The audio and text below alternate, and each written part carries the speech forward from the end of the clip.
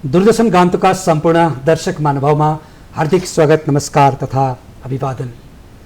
दर्शक महानुभाव, आज हामी महत्त्वपूर्ण दिनको रूपमा तपाईहरुमाझ उपस्थित भएका छौं। आज 2 तारिक अक्टोबर राष्ट्रपिता महात्मा गान्धीले जन्मग्रहण गर्नुभएको दिन र हाम्रो देश स्वाधीन तुल्याउनको निम्ति उहाँले दिनुभएको योगदानमाथि आज हामी चर्चा गर्नको निम्ति तपाईहरुमाझमा उपस्थित भएका छौं। र सन् 1869 को 2 अक्टोबरको दिन गुजरातको पोरबन्दरमा जन्मग्रहण गर्नु भएर तत्पश्चात शिक्षा ग्रहण गर्दै जीवनमा अघि बढ्दै विभिन्न प्रकारका सङ्घर्षहरूमा होमिँदै पछि गएर राष्ट्र निर्माणको क्षेत्रमा एउटा पराधीन भारतलाई स्वाधीन तुल्याएर एउटा हामीलाई स्वतन्त्र भारत हामीलाई छोडेर उहाँ यस संसारबाट बिदा हुनुभएको छ।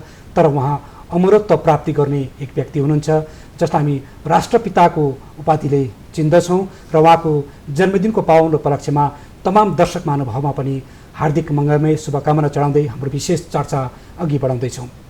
आज हामीमाझ सम्बन्धित विषयमा चर्चाको निम्ति भाग लिन उपस्थित हुनुहुन्छ सिक्किम मार्केटिङ फेडरेसनका जनरल म्यानेजर जीवन शर्माज्यू, जो एक लेखक पनि हुनुहुन्छ, सङ्गीत गायककार पनि हुनुहुन्छ। यहाँलाई स्वागत, नमस्ते सर। नमस्ते। त्यसरी नै आज हामीसित हुनुहुन्छ राङ्का सिनियर सेकेन्डरी स्कुलका नेपाली पिजिटी श्री शेखरनाथ गौतमज्यू, हजुरलाई पनि स्वागत, नमस्ते, अभिवादन। र विशेष जीवन सरबाटै म आजको कार्यक्रम अघि बढाउन चाहन्छु। राष्ट्रपिता महात्मा गान्धीको जन्मदिनको उपलक्ष्यमा आज हामी विशेष भेटघाट गरिराखेका छौँ, हो कि? र महात्मा गान्धीलाई तपाईले कसरी बुझ्नु भएको छ, त्यहाँबाट सुरु गरौँ।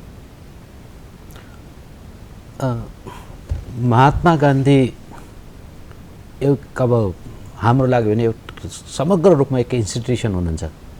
उहाँको अब जस्तै कस्तो भने चेतनाको इन्स्टिट्युसन, सङ्घर्ष गर्नेको लागि पनि एक इन्स्टिट्युसन, समाज सुधारको लागि पनि एक इन्स्टिट्युसन, साथसाथै समाजमा उन्नति कसरी गर्नुपर्ने र सभ्य समाज कसरी बन्न सक्छ भन्नेको लागि पनि एक उहाँ इन्स्टिट्युसनको जस्तो लाग्छ। त्यसैले नै हामी उहाँलाई राष्ट्रपिता र सर्वोच्च अहदामा हामीले राखेका छौँ, मलाई त्यस्तो लाग्छ। र हजुरको दृष्टिकोणमा जस्तो महात्मा गान्धीले जीवनकालभरि सुरुको जिन्दगी उहाँको हामी अलग्गै पाउँछौँ है, युवा अवस्थाको जिन्दगी हामी अलिकति अलग्गै पाउँछौँ र जब वयस्क उमेरको हुनुभयो नि तत्पश्चात राष्ट्रको हितमा जीवन समर्पण गरेको इतिहास हामीले पढ्न पाएका छौँ कि। र उहाँको जीवन दर्शनलाई हेर्नुपर्दा उहाँको अहिंसाको जुन दर्शन छ त्यो अहिंसाको दर्शन भारतीय दर्शनभित्रको एउटा महत्त्वपूर्ण दर्शन पनि हामी मान्दछौँ होइन। र यसको प्रयोगमाथि आज हामी कुरा गरौँ न। गान्धीको अहिंसाको दर्शन कस्तो थियो त? सर्वप्रथम है गान्धी जयन्तीको उपलक्ष्यमा सबैलाई शुभकामना व्यक्त गर्दछु। र महात्मा गान्धीको विषयमा कुरो गर्नुपर्दाखेरि के हुन्छ भन्दाखेरि उहाँको जुन बाल्यकाल भनौँ है, उहाँको बाल्यकाल त्यति अब त्यस्तो विपन्न परिवार होइन। अब अहिलेको हिसाबमा पनि विचार गर्नु हो भने सम्पन्नै परिवारमा हुनुहुन्थ्यो उहाँ। र त्यो सम्पन्नता र यो त्यो उहाँको क्षमताले नै गर्दा उहाँ इङ्ल्यान्ड जस्तो है, अब अहिले पनि हाम्रो निम्ति त्यो एउटा साँच्चै भनौँ भने कल्पनाकै दुनियाँ हो। त्यहाँ पुगेर शिक्षा आर्जन गर्ने मौका पाउनुभयो। त्यो भारतीय स्वाधीनता सङ्ग्रामको निम्ति पनि एउटा माइलखुट्टी थियो। र उहाँ गएर शिक्षा प्राप्त गरिसकेपछि उहाँ आउनुभयो। उहाँ जाँदाखेरि के भयो भने अब पाश्चात्य दुनियाँमा पाश्चात्य जुन सभ्यता छ त्यससँग उहाँ एकदमै निर्लिप्तसँग डुबेको पनि उहाँको जीवनीबाट पाउँछौँ। त्यो उहाँकै जीवनी उहाँले आफै आफ्नो जीवनीलाई व्यक्त गर्नुभएको छ। र उहाँ एकदमै अङ्ग्रेजी ठाँटबाँटमै बाँच्नुहुन्थ्यो, अङ्ग्रेजी ठाँटबाँटमै उहाँ जीवन जिउनुहुन्थ्यो। सुटेड बुटेड ह्याट लगाएको मान्छे अङ्ग्रेज जस्तै देखिने, त्यस्तो भएर उहाँ बाँच्नुभयो उहाँकै जीवनमा। तर जब भारतमा उहाँ फर्केर आउनुभयो, फर्केरमा आइसकेपछि यहाँको भारतीयहरूको जुन दयनीय अवस्था छ, भारतीयहरूको जुन सङ्घर्ष थियो, स्वतन्त्रता पराधीन देशको जुन एउटा सङ्घर्ष थियो, त्यो कुराहरूले उहाँलाई प्रभावित पार्दै लगेको र पछि गएर लाला लाजपत राय जस्ता महान व्यक्तिहरूसँग उहाँले एउटा भनौँ न उहाँले मार्गदर्शन प्राप्त गर्नुभयो। लाला लाजपत राय जस्ता महान व्यक्तिद्वारा उहाँले मार्गदर्शन प्राप्त गर्नुभयो। र त्यो मार्गदर्शनमा चाहिँ उहाँले के गर्नुभयो भन्दाखेरि हाम्रो जुन एउटा साधारण जीवन थियो एकदमै है, हामी अब त्यसै पनि भारतीय जीवनहरू सादगीपूर्ण जीवन हो। त्यो सादगीपूर्ण जीवनमा उत्रिनुपर्छ अनि हामी साधारणभन्दा साधारण हुन सक्यौँ भने मात्रै जनमानससँग जोडिन्छ भन्ने उहाँले जब त्यो कुरालाई ज्ञान प्राप्त गर्नुभयो त्यहाँदेखि उहाँ चाहिँ साधारण लुगामा आउनुभयो र उहाँले अहिंसाको प्रयोग गर्नुभयो। अच्छा। र अहिंसाको प्रयोग अब हामी अहिंसामा आयौँ। अहिंसा किन आयो भन्दा भारतीय दर्शनको एउटा महत्त्वपूर्ण भाग हो अहिंसा दर्शन। अब अहिंसा कहाँबाट आयो त भन्दा यसको सुरुवातमा गयौँ भने हामी योग दर्शनभित्र अहिंसालाई पाउँछौँ। योग दर्शनभित्र अब योगलाई हामीले साधारण रूपमा अहिले हामीले है स्वास्थ्यको रूपमा लिने एउटा माध्यम है शारीरिक कसरत मात्रै बुझ्छौँ त्यो होइन, उच्चतम कोटिको ज्ञान हो यो, एउटा महान दर्शन पनि हो। अब यसमा अष्टाङ्ग योग महत्त्वपूर्ण विषय हो। अष्टाङ्ग योगमा 8वटा अङ्गहरू छन् र त्यो 8वटा अङ्गहरू मध्येमा चाहिँ यम सर्वप्रथम हो। यम, नियम, त्यहाँदेखि आसन, त्यहाँदेखि प्रत्याहार, समाधि, ध्यान र यो जुन जति पनि नियमहरू छ 8वटा नियमहरू छ यो नियममा पनि यमभित्र चाहिँ अहिंसा पहिलो। यमको पनि 5वटा भागहरू छ, त्यसको पहिलो उयो चाहिँ अहिंसा हो। अहिंसामा चाहिँ के हुन्छ भन्दा अहिंसाको पनि 3टा पक्ष छ। कर्मद्वारा गरिने हिंसा है, हिंसा छ नि त त्यो कर्मद्वारा, त्यसमा पनि अहिंसा हुनु पर्यो। कर्मद्वारा, त्यहाँदेखि जुन वचनद्वारा अनि मनद्वारा, यो 3टै कुरामा मान्छेलाई नियन्त्रण ल्याउनु गर्दाखेरि यो कुनै मतलब पढेर या लेखेर आफ्नो जीवनमा उत्रिने होइन, यसलाई जीवनमा उतार्न सक्नु व्यवहारिकतामा। हजुर, यो व्यवहारिकतामा उतार्नु र यो साधना हो, साधना तप हो। अब यसलाई प्रयोग गर्नुपर्छ र गान्धीजीको हामीले जीवनी पढ्यौँ भने मैले यसलाई भरसक प्रयोग गर्ने कोसिस गरेँ, यसलाई उतार्ने कोसिस गरेको छु, मैले कोसिस गरेँ भनेर उहाँले भन्नुभएको छ। मैले कोसिस हमेसा गरिबसेँ कि यसलाई म कसरी यसलाई जीवनमा उतार्न सकौँ भनेर उहाँले गर्नुभयो। र यो चाहिँ समग्र विश्व मानवको लागि हो। कुनै पनि यसमा कुनै पनि है यसलाई साम्प्रदायिक कुराहरूले पनि बार गर्नु हुँदैन, साम्प्रदायिक कुराहरूले पनि यसलाई छेकथान गर्नु हुँदैन र कुनै पनि जातपात या त सम्प्रदाय या त देशकाल परिस्थिति यो कुराहरूबाट माथिको उच्च कोटिको कुरा हो यो। र विश्वको मानवले यो कुरालाई अपनाउनु सक्नु हो भने आज विश्वमा स्वतः शान्ति भयो। अच्छा, यसमा महत्त्वपूर्ण कुरालाई यहाँले जोड्नु पनि अहिंसालाई लगेर महत्त्वपूर्ण योगमा लगेर कुरा जोड्नु पनि, तर मानव जुन सोच र प्रवृत्तिको विचारलाई कुरा गर्नुपर्दा जस्तो यो 2 तारिक अक्टोबरको दिन केवल महात्मा गान्धीको जन्म दिवसको रूपमा मात्रै पालन नगरेर यो दिन हामी इन्टरनेसनल डे अफ नन भाइलेन्सको रूपमा पनि अन्तर्राष्ट्रिय अहिंसा दिवस भनेर पनि हामी पालन गर्छौँ। अर्कोपट्टि एन्टी अनटचेबिलिटी विक भनेर पनि 2 तारिकदेखि हामी 8 तारिकसम्मलाई पालन गर्छौँ।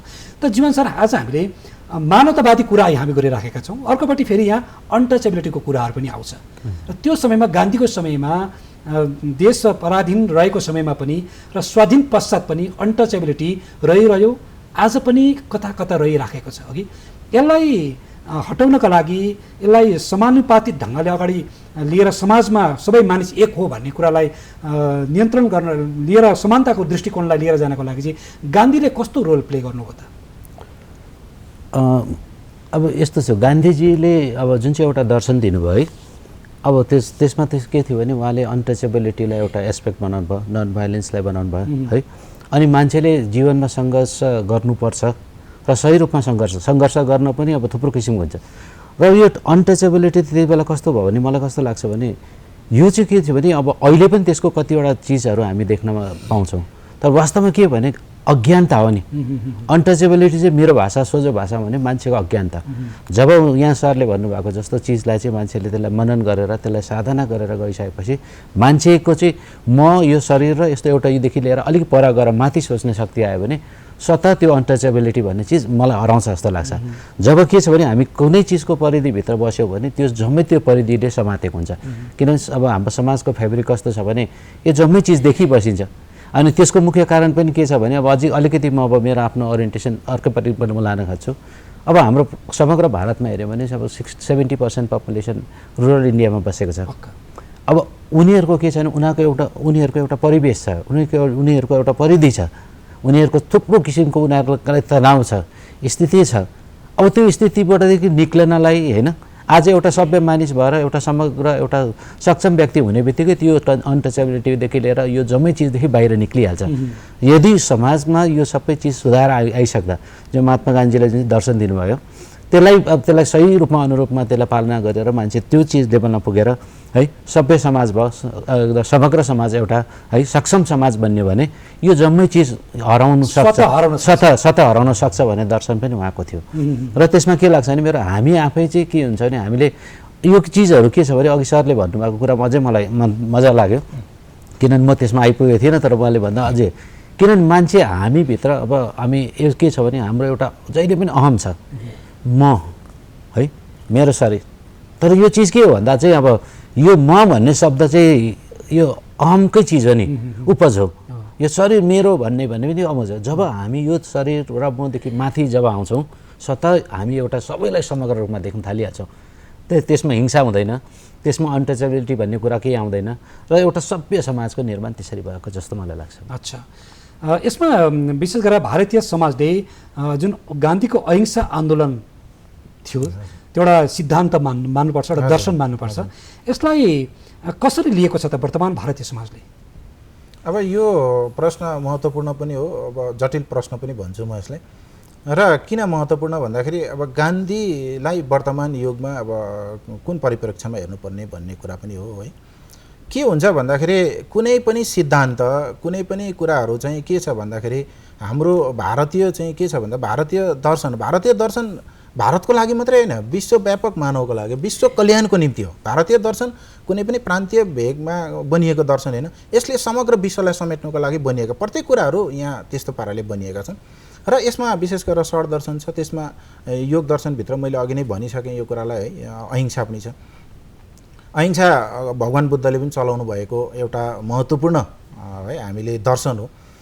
तर वर्तमान कालमा के हुन्छ भन्दाखेरि यसलाई चाहिँ शिक्षाको अभिन्न अङ्ग बनाएर अगाडि बढ्नु हो भने चाहिँ यसको प्रयोग विद्यार्थीले गर्न पाउँथे।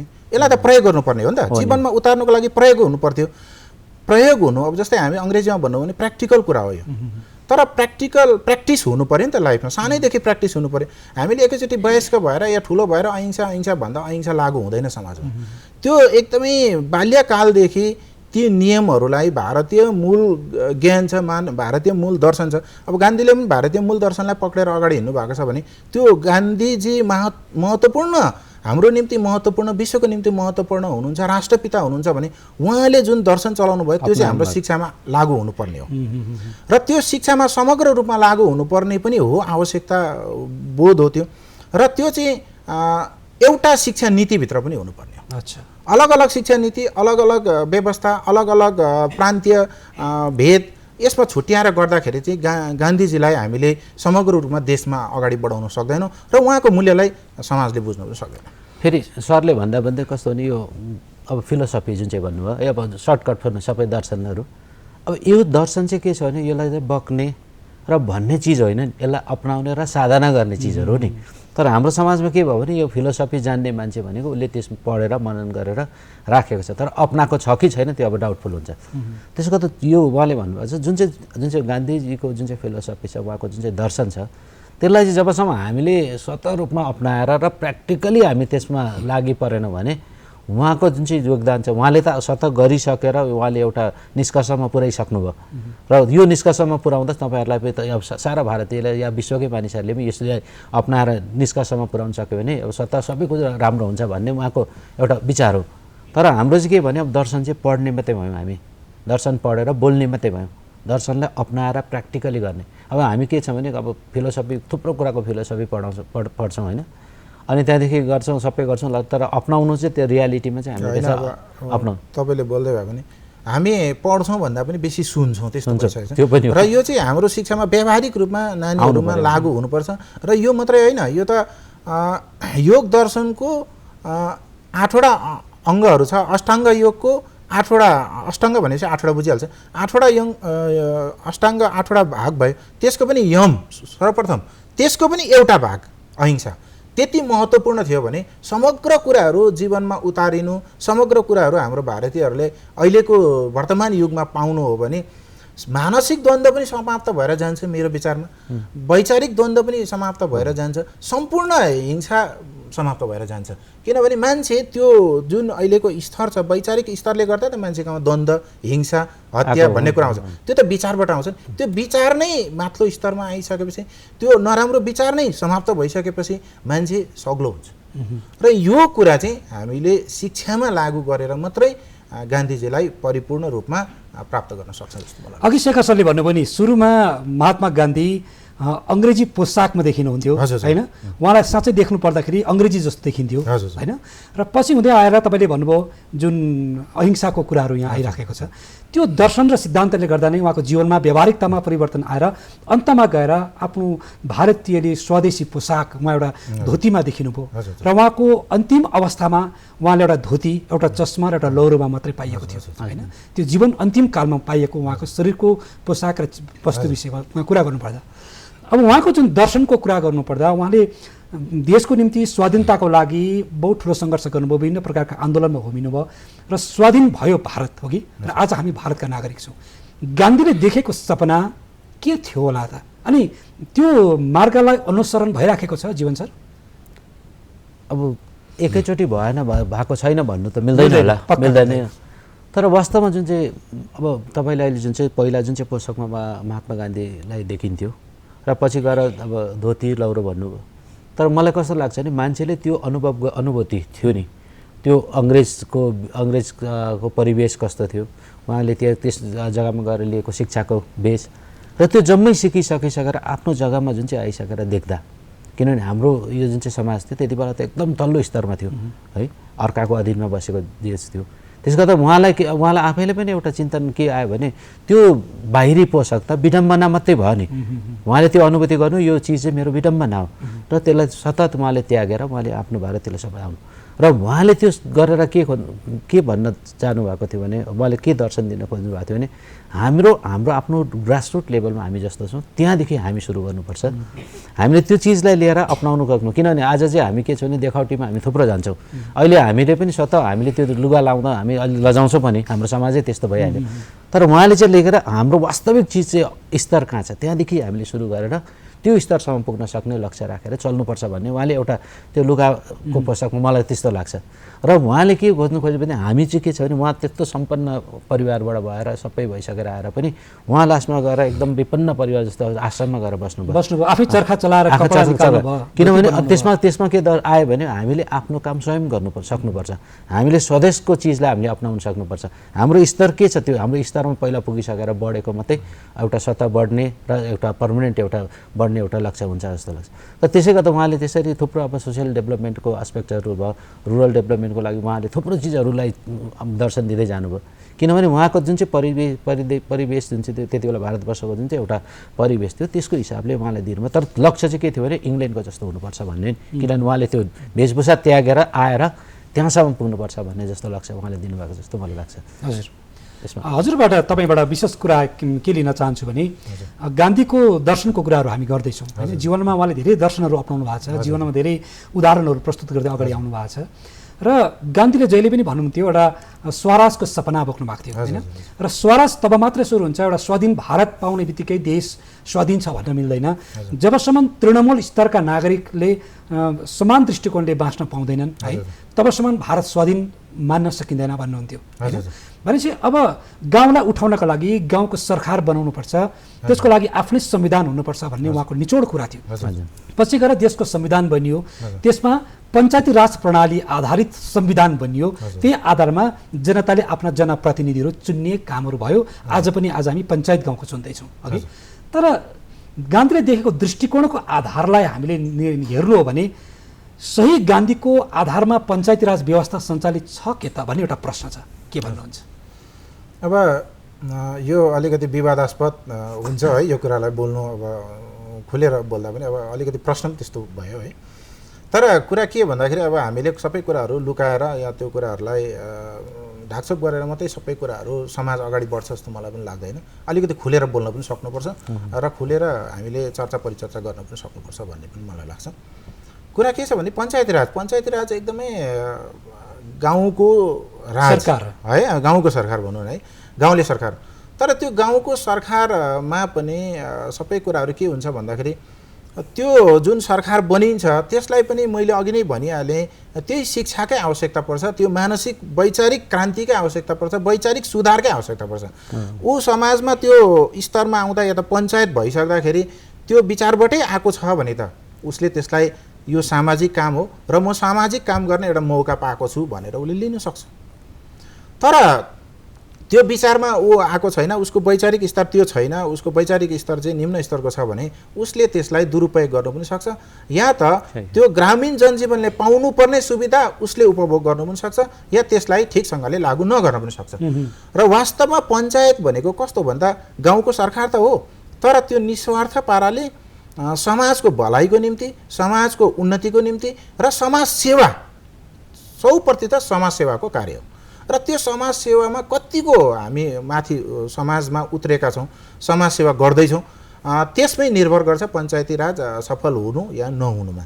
र यदि पञ्चायती राज सफल भएको छैन या कुन स्तरमा पुगेको छ या कुन स्तरमा भएको छ भन्नुको लागि चाहिँ हामीले त्यही कुरालाई ध्यानमा राख्नुपर्छ। तर धेरै हदसम्म यो काम राम्रो पनि भएको छ, किनभने पञ्चायती स्तरमा गएर मान्छेहरूले बोल्न पाउने त्यो एउटा माध्यम पाएको छन्, एउटा प्लेटफर्म भनौँ है, त्यो पनि पाएका छन् उनीहरूले। र त्यहाँ गएर मान्छेहरूले बोल्छन्, आफ्नो आवाज उठाउँछन्, त्यो आवाजहरूलाई कमसेकम सरकार समक्ष पुर्याउने एउटा माध्यम पनि छ है। रेजोल्युसनहरू पास गरिन्छ, कानुनहरू पास गरिन्छ, त्यसलाई पुर्याउने माध्यम पनि छ, त्यसलाई पुग्छ पनि। र पञ्चायतमा सोध्न पनि सकिन्छ, पञ्चायतलाई सोधेर कार्ययोजना सरकारले बनाउँदैछ। र कुनै पनि तृणमूल स्तरमा कुनै पनि योजनालाई लागू गर्नु पर्यो भने पञ्चायतको अहम भूमिका छ र त्यो लागू पनि भइरहेको छ। तर पनि जुन स्तरमा है, जुन एउटा हाम्रो अझै पनि 100% भयो चाहिँ हामीले भन्न सक्दैनौँ। यसमा अझै अगाडि बढ्नुपर्ने, अझै सुधार हुनुपर्ने र अझै अगाडि बढ्नुपर्ने आवश्यकता छ। यो के छ भने पञ्चायती राज सिस्टम भन्ने चाहिँ कस्तो भने तपाईँको दुईवटा लेभल अफ गभर्नेन्स, एउटा म्याक्रो लेभल है माथिबाट अब गर्ने, अर्को चाहिँ माइक्रो लेभल। माइक्रो लेभल त निम्न स्तरमा, तल्लो स्तरमा। अब वास्तवमा के छ भने भारत विशाल देश भएकोले गर्दा है त्यसमा के छ भने अब विभिन्न प्रकारको मानिस है, विभिन्न प्रकारको व्यवस्था, विभिन्न प्रकारको स्थिति इन्भाइरोमेन्टहरू भएकोले गर्दा आज मलाई जुन चाहिँ नेसेसिटी छ मेरो परिस्थिति, मेरो परिवेश अनुसारले त्यो नेसेसिटी अर्कोको नहुन सक्ला। त्यसो गर्दा के हुन्छ भने एउटा म्याक्रो लेभलबाट माथिल्लो स्तरबाट बनाएको प्लानिङले त कतिलाई समेट्छ, मलाई त समेटेन। र त्यो पनि हाम्रो मान्छेहरू त्यसबाट चाहिँ अनभिज्ञ नहोस् र उनीहरूलाई पनि सहुलियत र सुविधा पाओस् है, त्यो भनेर चाहिँ उनीहरूले माइक्रो लेभलमा जस्तै पञ्चायती राज सिस्टममा। अब यसमा चाहिँ अब फेरि सरले आज के भन्नुभयो कि सुरुवातमा जे भन्नु म त त्यतै खिच्दै जान्छु। अब एउटा सचेत नागरिक, पञ्चायती राज सिस्टमको सफलता के हो भन्दा सचेत नागरिक है, समुदाय जम्मै जति पनि त्यस परिवेशमा हुन्छन् उनीहरू सचेत हुनु। किनभने जब जनमानसले नै आफ्नो नेसेसिटी है, आफ्नो आवश्यकतालाई सही रूपमा राख्नु सकेनन् भने है त्यो प्लानिङमा आउँदै आएन। अब जनमानसले नै सही मान्छेलाई जसले अब त्यो 18 है त्यो अघि दर्शनहरू सबै बुझेर आएर त्यसले एकदम समाजको दर्शन गान्धीजीको फिलोसफीलाई अपनाएर लिइसकेको मान्छे चाहिँ जनमानसले छान्न सकेनन् भने त्यसको त उपयोग भएन हैन। यहाँ पछि गएर त्यो के हुन्छ भने एउटा सिस्टम मात्रै हुन्छ, सिस्टम हुन्छ तर वास्तविक रूपमा त्यो जनताको एउटा दुःख निवारणको रूपमा त्यो भएर आउँदैन। र यसमा के छ भने हामीले जम्मै सारा भारतवर्षमा हेऱ्यौँ जम्मैतिर त्यस्तो छैन।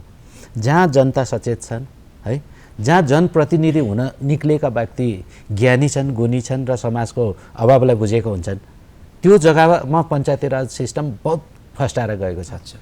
अब जहाँ चाहिँ अब के छ भने त्यस्तो ज्ञानी गुणी जनता पनि छैन, उनीहरूले एउटा ड्युटी जस्तो पञ्चायत राज एउटा सिस्टमलाई मात्रै मान्ने हो भने त्यसले अब गर्नु त गरेको छैन भन्नु सकिँदैन, केही रूपमा गर्छन् तर वास्तविक रूपमा जुन चाहिँ गान्धीजीले देखेको सपनालाई साकार गर्ने त्यो इन्स्टिट्युसन हुन्छ जस्तो मलाई लाग्दैन। त्यो यसमा अलिकति म तपाईँलाई थपिदिइहाल्छु है त्यो कुरालाई। कस्तो भने अब अलिकति मेरो कुरा पनि त्यहाँ राख्न चाहन्छु। गान्धीजीको विचारमा चाहिँ के थियो भने जुन पञ्चायती राज छ त्यसलाई चाहिँ पूर्ण अधिकारका साथ चलाउनुपर्छ, पूर्ण स्वतन्त्रता दिनुपर्छ, कसैको हस्तक्षेप हुनु हुँदैन र त्यसलाई शक्तिशाली बनाउनुपर्छ। अनि सरकारले चाहिँ त्यसलाई केवल मोनिटरिङ है हेर्नुपर्ने, मोनिटरिङ मात्रै गर्नुपर्ने र पूर्ण अधिकार दिएर अगाडि बढाउनु पर्ने भन्ने कुरा छ। अब त्यो पनि उहाँहरूले कति हदसम्म प्राप्त गर्नु भएको छ त्यसमा पनि निर्भर गर्छ। ती सबै कुराहरू उहाँहरूले प्राप्त गर्नु भएको छ र उहाँहरूले सरकारले त्यसलाई निगरानी मात्रै गरेर हेरकोर गरेर है निगरानीमा राखेर चाहिँ यो तपाईँहरूको भयो यो भएन भन्ने कुराहरू मात्रै राखेर गर्नुभयो भने चाहिँ त्यो अझै सशक्त हुन्छ।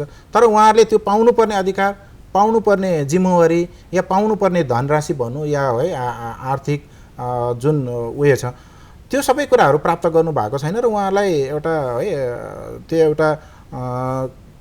त्यो एउटा सीमित दायरामा राखिएको छ भने त उहाँहरूले जति नै चाहेर पनि कतिले चाहेर पनि गर्नु नसक्ने अवस्था पनि हुन्छ।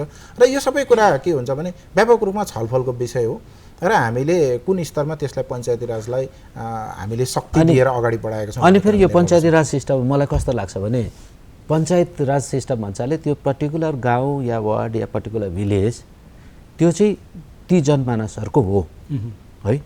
त्यसमा उनीहरू आफैले सचेत भएर एक प्रतिनिधि चुनेर त्यसको संरक्षण, त्यसको समृद्धि हैन, त्यसलाई बढाउने, त्यसलाई उच्च स्तरमा लाने, त्यसलाई मोडल बनाउने या नबनाउने उनीहरूको दायराभित्र परेको हुन्छ। र अब मेरो चाहिँ सोचमा कस्तो हुन्थ्यो भने कस्तो लाग्छ भने मलाई यदि सचेत हुनु हो भने आज सबै गाउँ मोडल भिलेज जस्तो हुन्थ्यो हैन। आज एउटा गाउँमा स्कुल पनि छ, एउटा गाउँमा तपाईँको बेसिक नेसेसिटीको चिजहरू सबै कुरा छ, एउटा त्यसमा उयो छ। अनि ती जम्मै जनताहरू मिलेर कम्युनिटी बेसिसमा गरेर कतिवटा काम गर्नु सक्ने थिए। आज हामीले ग्यास ताप्नु बजारमा जानु पर्दैन। यदि कम्युनिटी क्याटल फार्मिङ गर्नु हो भने सचेत जनता भएर या सचेत नेता जनप्रतिनिधि भएर गर्नु भने कम्युनिटी क्याटल फार्मिङ गर्नु भने एउटा गाउँको लागि त्यो गोबरकै ग्यासले खाना पाक्ने थियो होला हैन, त्यही गोबरकै ग्यासको इलेक्ट्रिसिटी आउने थियो होला। सरकारसँग पनि पुरै भर गर्नुपर्ने थिएन। उहाँहरूको परिधिभित्र चाहिँ उहाँहरूले नै इकोनोमिक एक्टिभिटिज जेनरेट, उहाँको परिधिभित्रको स्कुललाई उहाँले मोडल स्कुल बनाउन सक्ने उहाँहरूकै दायरामा हो। तर के छ भने वास्तवमा चिजमा चाहिँ त्यो मानसिकता, त्यो सोच लिएर आएको व्यक्ति हो कि होइन, र त्यो सोचले अब क्या जनमानसमा त्यो सचेतना अब एउटा त्यो सोच आएको छ कि छैन। सन्दर्भ अन्तमा गएर हामी पुगिसकेका छौँ। हाम्रो कार्यक्रमको निर्धारित समय पनि पुरा भएकोले गर्दा हजुरहरूको निचोड कुराबाट यही छ, महात्मा गान्धीले देख्नुभएको दर्शन आकाश जस्तो विशाल दर्शन थियो हैन, विशाल सोच र भावना लिएर उहाँहरू अगाडि आउनु भएको थियो। तर आजको वर्तमान परिवेशमा हामी तमाम नागरिकहरूले पनि गान्धी जस्तै विशाल सोच र विचारले हामीले अगाडि बढ्न सक्यौँ भने मात्र हाम्रो देशले विकास गर्ने सम्भावनाहरू रहन्छ, नत्र भने देशले उन्नति र प्रगति गर्न अझै पनि समस्या सृजन हुन सक्ने कुराहरू हजुरले जाहेर गरिदिनु भयो। आदरणीय दर्शक महानुभाव, हाम्रो देश भारत हाम्रो देश हो, हामी यहाँका नागरिक हौँ र हाम्रो देशको विकास गर्नको लागि तपाईँ प्रत्येक एक नागरिकको जिम्मेवारी छ। तपाईँभित्रको जिम्मेवारी त्यही हो कि तपाईँले निस्वार्थ भावनाले देशको सेवा गर्नु पर्यो, निस्वार्थ भावनाले प्रगतिको पथमा तपाईँले अगाडि बढ्नु पर्यो र म खाउँ मैलाउँ भन्ने भावनालाई हटाएर हाम्रो समग्र देश कसरी विकास हुन सक्छ, विश्वमा देशलाई कसरी चरम बिन्दुमा हामी उभ्याउन सक्छौँ भन्ने सोच र भावनाले हामी अघि बढ्यौँ भने हाम्रो साँच्चै नै भोलिको दिनमा हाम्रो विकासशील राष्ट्र भारत विकसित राष्ट्रमा पक्का परिणत हुन सक्छ। यही लक्ष्य र सपना साँचौँ। तपाईँहरू सबैलाई राष्ट्रपिता महात्मा गान्धीको जन्मदिनको पावन उपलक्ष्यमा पुनः हार्दिक शुभकामना चढाउँदै हाम्रो कार्यक्रम यही विसर्जन गर्दछौँ। हामीसित जीवन सर आउनुभयो, जो हाम्रो सिमफेडका जेनरल म्यानेजर हुनुहुन्छ। यसरी नै हाम्रो राङ्का सिनियर सेकेन्डरी स्कुलका पिजिटी नेपाली शेखरनाथ गौतमज्यू, हजुरहरूले समय दिनुभएकोमा हाम्रो पक्षबाट धेरै धेरै धन्यवाद छ। बिदा लिउँ। नमस्ते। नमस्ते।